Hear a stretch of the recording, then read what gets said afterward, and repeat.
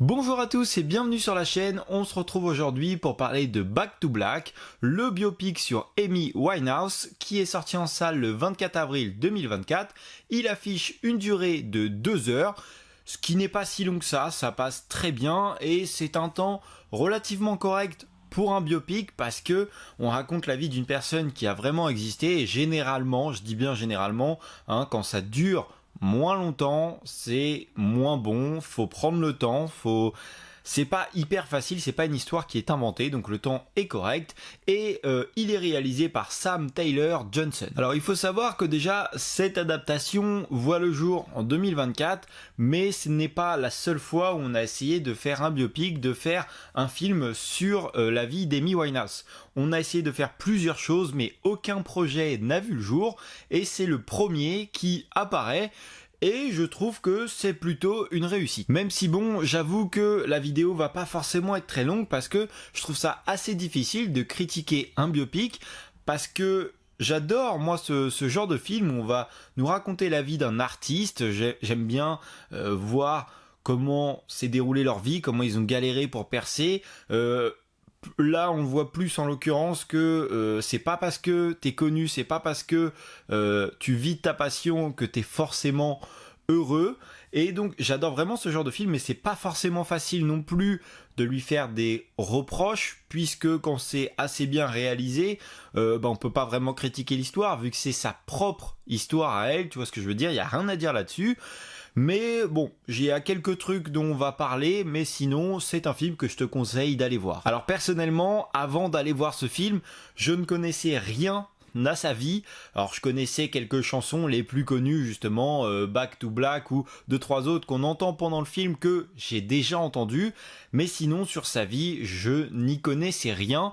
Et à la limite, le problème c'est que ça va être difficile de faire la comparaison, mais j'aurais aimé voir plus de choses dans ce biopic puisqu'il va tourner autour de deux choses, un petit peu autour de sa carrière et autrement avec une histoire d'amour.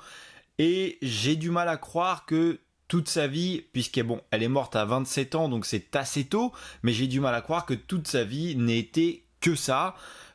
Comparé à d'autres biopics par exemple comme Bohemian Rhapsody où on le voit un petit peu pas galérer au début, mais on voit vraiment le parcours d'avant, comment il a fait pour percer, alors que là, bon, elle est pas née comme ça, chanteuse et direct sur scène, mais ça va assez vite, j'ai trouvé, voilà, elle arrive à 18 ans, elle signe dans un label, on l'a pas vu galérer, alors peut-être qu'elle n'a pas du tout galéré dans sa vie, je ne sais pas, si c'est le cas, c'est très bien représenté, mais si elle a vraiment galéré, j'avoue que j'aurais aimé voir un petit peu comment elle en est arrivée jusque là. Et puis pareil, j'ai également trouvé que ça manquait de concerts, de shows, on était plus concentré sur sa vie privée, on avait quand même 2-3 shows par-ci par-là, mais on restait pas forcément focus sur le show. Je reprends encore l'exemple de Bohemian Rhapsody, il y a des shows carrément, on se serait cru à un concert. Alors là, ça m'a pas empêché pendant certaines musiques,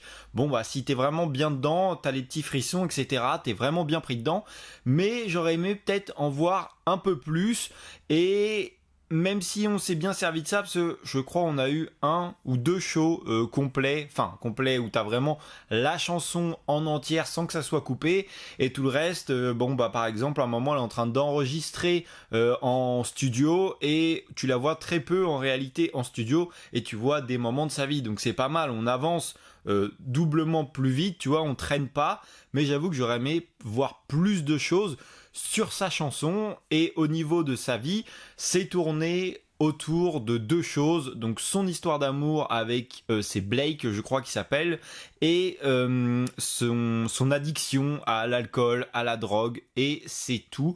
On ne voit pas grand chose d'autre dans le film. Alors je sais bien, c'est un film, faut résumer, mais peut-être qu'on aurait pu un peu plus développer si c'est possible. Encore une fois, je dis tout ça, mais je ne connais pas sa vie, donc j'allais voir ce film pour découvrir, et on découvre, mais j'ai l'impression qu'il nous manque une partie. Par contre, au niveau de l'actrice principale, donc ils ont choisi Marisa Abela, et honnêtement, c'est un super choix de casting. J'ai été voir sur internet un petit peu des photos à quoi ressemblait Amy Winehouse, et franchement, c'est hyper crédible, elle lui ressemble comme deux gouttes d'eau, elle a pris les gestuels, tu sens bien qu'elle n'est plus elle n'est plus l'actrice, mais elle est le personnage qu'elle interprète, et franchement c'était juste magnifique à voir.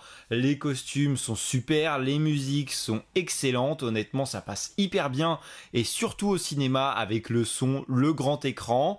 Et au niveau du casting aussi, il faut savoir, j'ai été trouver une petite anecdote qui est assez marrante, c'est que on avait sélectionné 8 personnes sur des centaines de CV, et sur ces 8 personnes, 7 sont arrivées déguisées comme la chanteuse, sauf Marisa qui, elle, a été choisie, puisque quand ils l'ont mis derrière la caméra, c'est apparu comme une évidence, c'était elle qui interprétait le mieux le personnage. Et encore une fois, on voit bien dans ce film que même si tu réussis, même si tu perces, que tu vis de quelque chose que tu aimes, puisque elle le dit à un moment dans le film, elle ne sait rien faire d'autre et elle préfère écrire des chansons plutôt que de se retrouver à faire autre chose, ou peut-être de vivre dehors, on ne sait pas, mais c'est pas parce qu'elle a réussi dans sa vie qu'elle est forcément heureuse. C'est pour ça d'ailleurs qu'elle passe son temps à boire, elle frappe même un moment la personne avec qui elle est, elle se drogue, et d'ailleurs c'est de ça qu'elle est morte. Donc la réussite ne fait pas forcément le bonheur, et c'est encore